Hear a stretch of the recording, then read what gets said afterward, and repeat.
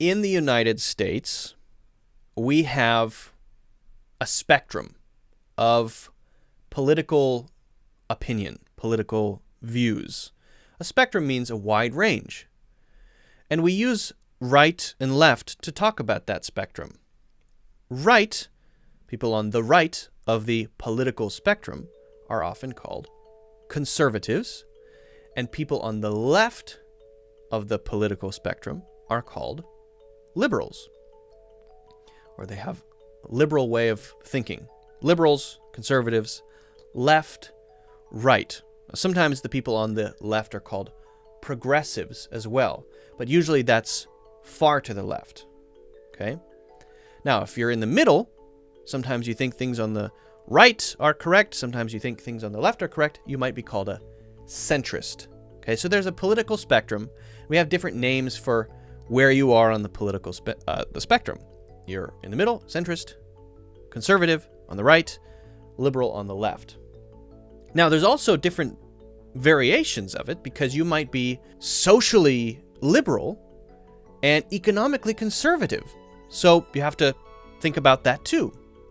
Socially liberal means maybe you support the right of a woman to choose on the issue of abortion. Economically conservative might be that you want to pay off all debt, and you think that top-down economics is a great idea, and that you should give tax breaks to bigger companies and the wealthier people because it will make them give more opportunities to more people because they don't have to pay so many taxes, and the government should be smaller.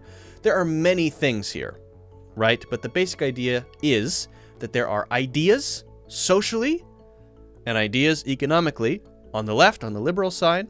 There are ideas socially and economically on the right. That's on the conservative side. And you could be socially conservative and economically liberal. You could be.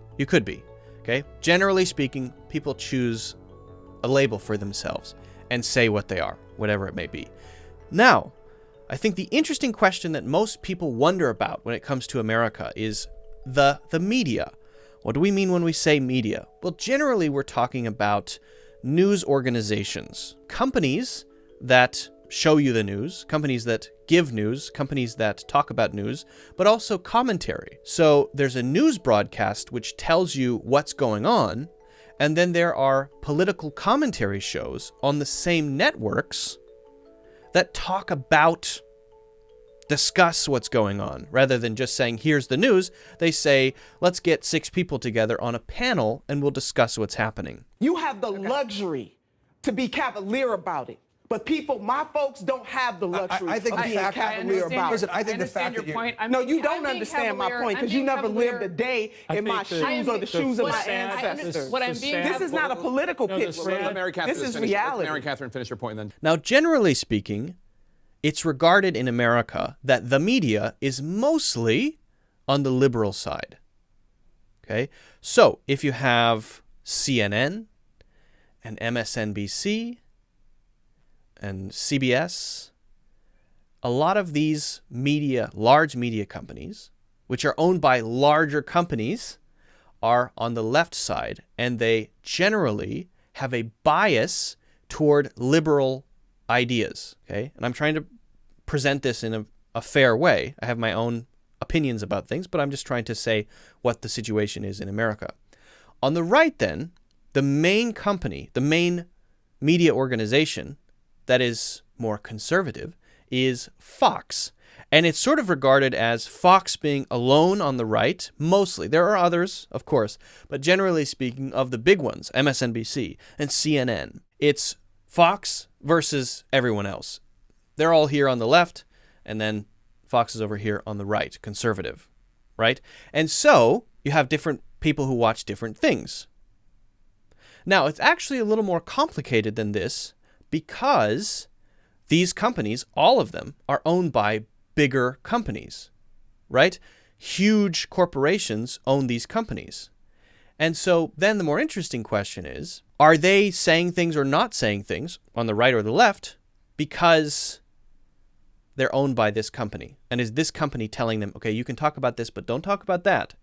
So now there's a popular sort of movement of smaller political commentators, news commentators, for example, on YouTube, that are becoming more and more popular because people feel like, not everybody, but many people feel like there is a corporate media, which is both the left and the right.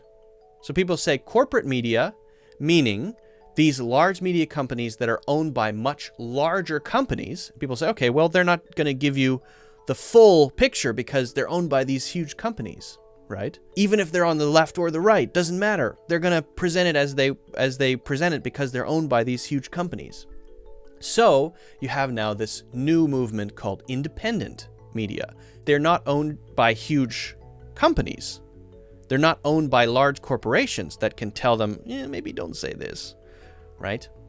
And so many people follow those smaller YouTube channels. This is a new sort of trend. Now there's many different sides to this. You have the right and the left. Now you have the corporate media and the independent media. And then you have the different variations between some people being socially conservative and economically liberal, or both conservative. It's very complicated, right? And then people ask the question, why would I listen to an independent media person on YouTube if they don't have the resources to research, like the New York Times can send journalists around the world to research it, to research an issue, right? So people say, well, I shouldn't listen to this person on YouTube because they don't have the resources to do real journalism, right? But then people say, yes, but the real journalists are presenting their views only according to the large companies that own them. So it's kind of this, and I know what I'm describing is kind of a mess, but it's kind of a mess. So that's the best I can do in trying to explain the media, journalism, political opinion spectrum in the United States. That's as close as I can get. Hopefully that makes it clear for any of you who still have questions. I'll do my best to answer. Leave your questions in the comments. I'll try my best. It's a very complicated story. I can only describe it as sort of as I see it or as it looks. It's extremely complicated. If you haven't already, make sure you hit the like button or thumbs up. Make sure you subscribe or follow. And also check out my full courses in the links in the description.